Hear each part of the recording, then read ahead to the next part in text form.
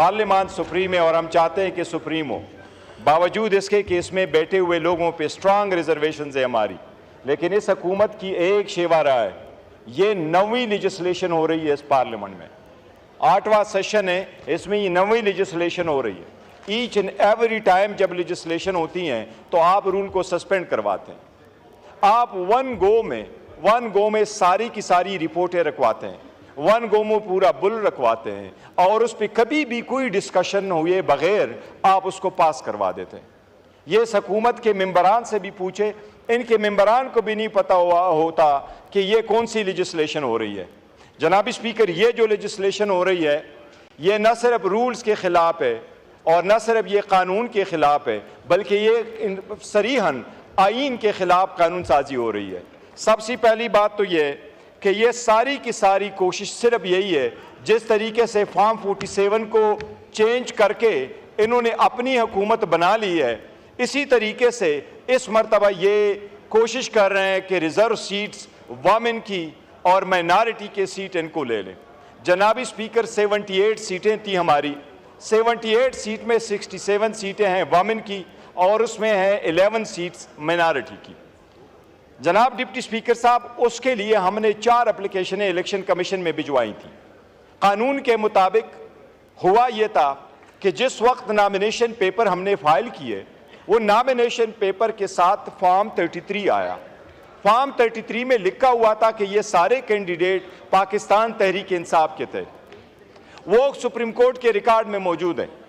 वो जिस वक्त हमने सारे के सारे कैंडिडेट ने अनाउंस किया, नॉमिनेशन पेपर फाइल कर लिए, डिप्टी स्पीकर साहब, उसके बाद एक साजिश के तहत पाकिस्तान तहरीक इंसाफ से निशान लिया गया और सारे कैंडिडेट को आज़ाद निशानात अलाट किए गए। इसके बावजूद कि हरवाने की कोशिश की गई, लेकिन अल्हम्दुलिल्लाह पाकिस्तान तहरीक इंसाफ 2/3 मेजॉरिटी जीत के साथ जीत चुकी है वहाँ 45 के मुताबिक।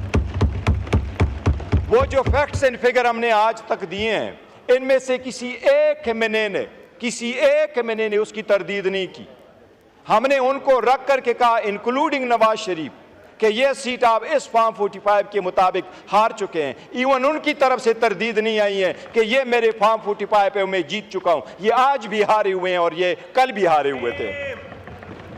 जो रिजर्व सीटें हमारी आई, जनाब स्पीकर, रूल अप्लाई यही है, सुप्रीमेसी ऑफ पार्लियामेंट यही है, जमहूरी अक़दार यही है कि तस्वीर का एक तरीक़ाकार है।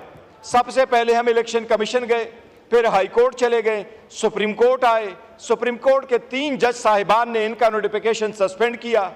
13 जज साहिबान सुप्रीम कोर्ट के बैठ गए, 11 जज साहिबान ने अपने राय दी। उन्होंने यूनानिमसली ये होल्ड किया कि पाकिस्तान तहरीक इंसाफ पॉलिटिकल पार्टी थी, है और रहेगी।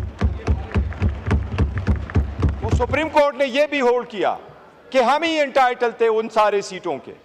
और तस्वीर का तरीक़ाकार यही है कि एक मरतबा सुप्रीम कोर्ट ने कह दिया सो वो फाइनल वर्ड है। ये पार्लियामान सुप्रीम जरूर है, लेकिन कॉन्स्टिट्यूशन की इंटरप्रिटेशन करना सुप्रीम कोर्ट का दायरा इख्तियार है। अगर सुप्रीम कोर्ट ने आईन का इंटरप्रिटेशन कर लिया, वो फाइनल वर्ड है। ये पार्लियामान उस इंटरप्रिटेशन को सेट असाइड नहीं कर सकती। कानून साजी आप कर सकते हैं। इसमें जनाबी स्पीकर, एक नया कानून साजी करके इलीगल, अनकॉन्स्टिट्यूशनल, जो हम फ्लोर पे ऐलान करते हैं, इंशाअल्लाह ताला ये हम चैलेंज करेंगे और ये चैलेंज इंशाअल्लाह सुप्रीम कोर्ट से डिसाइड करेगी। आपने हमसे निशान लिया सोचते हुए कि लोग भूल जाएंगे। लोग इमरान अहमद खान नियाजी का नजरिया नहीं भूले, वो लोगों में शरीयत कर बैठा है। कल आपने हवाम की जमे गफीर देख लिया है और ये हुकूमत के लिए निशान अबरत बनेगा। ये अगर चाहिए तो इनको चाहिए बेहतर है शहबाज शरीफ आज से फोन कर ले हसीना वाजिद को, तरीका सुन ले, फोन करके रास्ता पूछ ले, जाना फिर किस तरीके से। अवाम के हकूक पे डाका डालने वालों का यही हक होता है।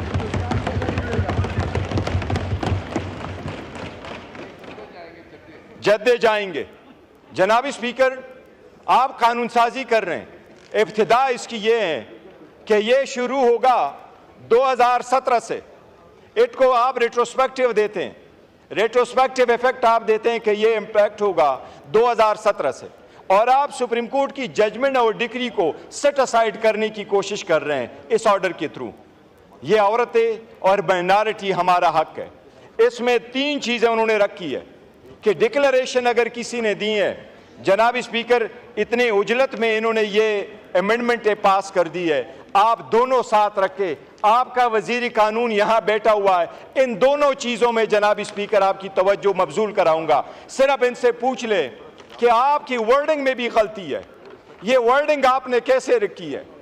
ये वर्डिंग में आपने 2 प्रोवाइजो डाले कि 1 प्रोवाइजो डाला है। अपने आईन को देखे, ये किसके कहने पे आप कर रहे हैं कानून साजी? ये आपका 1 प्रोवाइजो है कि 2?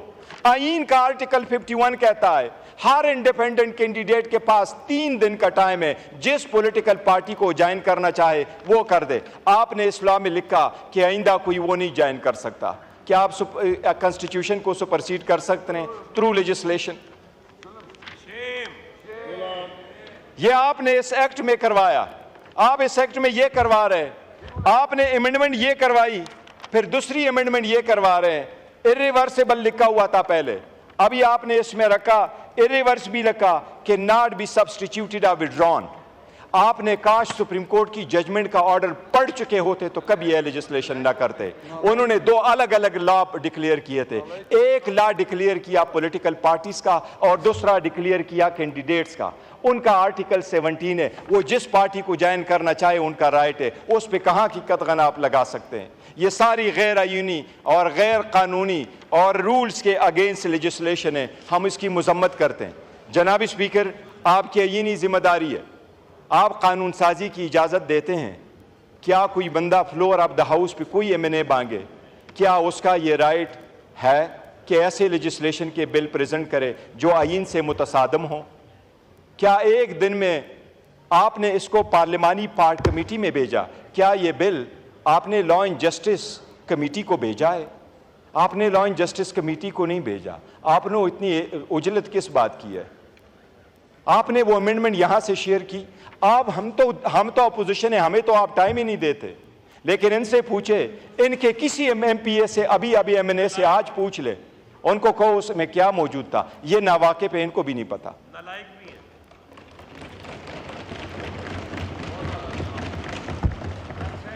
जनाब स्पीकर, सुप्रीम कोर्ट के हर डिसीजन को आप सेट असाइड करवा रहे हैं। ये सुप्रीम कोर्ट पे हमला करने वाले हैं। सुप्रीम कोर्ट के फाइनल डिसीजन आने के लिए तस्वीर का तरीक़ाकार ये होता है, ईवान उसको सेट असाइड नहीं करती, उसको ऑनर करती है। फैसले ऑनर किए जाते हैं, इम्प्लीमेंट किए जाते हैं। एक फाइनल वर्ड होता है जिस पे लोग लब्बे कह के कहते हैं कि अब तस्वीर हल हो गया, वो जिसके फेवर में हो। हम इसकी बहुत शदीद मजम्मत करते हैं, ऐलान करते हैं कि इसको हम सुप्रीम कोर्ट में चैलेंज करेंगे। जनाब स्पीकर, आपके नोटिस में एक चीज़ दोबारा गोश गुजार कराऊँ। हर रोज़ हमने कहा है, आज दोबारा आपके नोटिस में लेके आ रहे हैं। इतनी हिम्मत वाकई नहीं है। हम बारहा ये इस पार्लियामान में कह चुके हैं कि जनाब स्पीकर, अगर आप पॉलिटिकल पार्टी को पॉलिटिकल स्पेस नहीं देंगे, पॉलिटिकल पार्टी को आप पॉलिटिकल स्पेस नहीं देंगे, तो ये स्पेस आपका कोई और लेगा और आपका नतीजा भी हसीना वाजिद जैसा ही होगा। जनाब स्पीकर, इस पे मैंने वज़ीर आज़म की तवज्जो मबजूल करवा ली थी। वज़ीर आज़म ने यहाँ अंडरटेकिंग का कहा था और साथ ही ये कह दिया था वज़ीर आज़म साहब ने कि मैं उसको स्पीकर साहब के सामने लेके आऊँगा, इनफोर्स डिसअपीयरेंसेस। जनाब स्पीकर साहब, आपसे हमारी ये तवक्को है, आप कस्टोडियन ऑफ द हाउस है, आप चेयर हैं, हम हमेशा आपका रिगार्ड करते हैं, आपको ज़्यादा प्रोटेक्ट और डिफेंड करने की कोशिश करते हैं। हम आपसे मुतालबा करते हैं कि जितने भी हमारे इन्फोर्स डिसअपीयरेंस है इस पार्लियामान में, हमारे कल एक भाई की शहादत की डेथ हुई है, मुमताज़ मुस्तफ़ा साहब, इस पूरे हाउस को हमेशा से ये दुख रहेगा, वो अपने घर में नहीं मर सका। वो घर जाना चाह रहा था लेकिन इस बर्बरियत की वजह से घर नहीं जा सका। आपको आवाज़ देना होगा। आपके नोटिस में हम लेके आए थे, आपने गाउन पहना हुआ है। इस ईवान में गाउन पहने के वक्त आपने इस ईवान पे इस आईन का हलफ उठाया था। हम हमेशा आपको हलफ याद कराते हैं जनाब स्पीकर, आपको हलफ याद कराते हैं। ये हलफ हम आपको याद कराते हैं जनाब स्पीकर। आप हमारे इतनी स्पीकर है जितना इनके स्पीकर है। आप यूनाइटेड स्पीकर हैं, हम आपको यह हलब याद कराते हैं, हमारे मेंबर की डेथ यहां क्यों हुई, वो अपने घर क्यों नहीं जा सका। अरेस्ट, सिर्फ अरेस्ट नहीं, उनको डिसअपेयरेंसेस की जनाबी स्पीकर हम आपसे मुतालबा करते हैं, काइंडली इस रूल्स के मुताबिक, इन रूल्स के मुताबिक आप पार्लियामेंट्री स्पेशल कमेटी बना लें कि वो कमेटी एक्सक्लूसिवली हमारे पार्लियामेंटेरियन के साथ जो ज्यादतियाँ हुई हैं और जो डिसअपेयर हुए हैं उनको एक्सक्लूसिवली वो कमेटी देख ले। हम आपसे मुतालबा करते हैं स्पेशल पार्लियामेंट्री पार्टी बनाना रूल्स में आपका इख्तियार है, ये रूल्स में लिखा हुआ है जनाबी स्पीकर, रूल 186 में लिखा हुआ है जनाबी स्पीकर। हम आपसे पुरजोर मुतालबा करते हैं अपोजिशन कि आप ये स्पेशल कमेटी बना लें, स्पेशल कमेटी बना करके उसमें सिर्फ पार्लियामेंटेरियन के इनफोर्स डिसअपियरेंस के केसेस भेजे।